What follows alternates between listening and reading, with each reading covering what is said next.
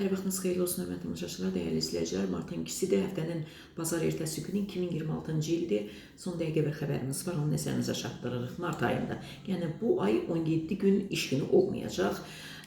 News 365 saytı xəbər verir ki, qarşıdan gələn ay ərzində ölkədə 3 bayram, 8 Mart Beynəlxalq Qadınlar Günü, eləcə də Ramazan və Novruz bayramları qeyd olunacaq. Təqvimə əsasən martın 8-i bazar gününə təsadüf etdiyindən 9 Martda istirahət günü olacaq. Bundan əlavə 20-24 Mart tarixləri Novruz bayramı günləri kimi qeyd olunur.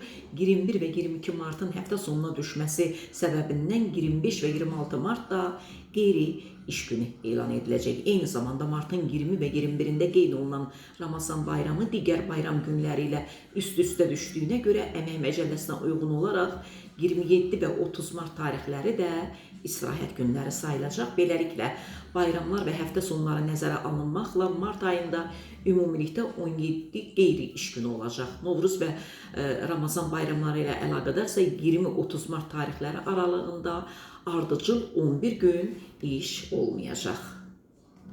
Sizi 100% arxayın edirəm. Xarlanmış bal alın. Heç kəs sizi aldada bilməz. Çünki təbii baldan başqa heç bir şey öz-özlüyündə xarlanıb dona bilməz. Yəni hər kəs təbii bal alıb yeyə bilər. Misal üçün sən gelirsiniz, deyirsiniz qardaş, mənə xarlanmış bal verin.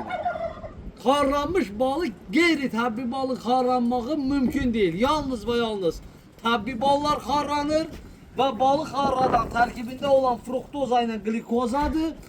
Kim də əgər istəsə bizdən 051 546 39 39 zəng eləyib həm xarlanmış bal ala bilər, həm də duru bal.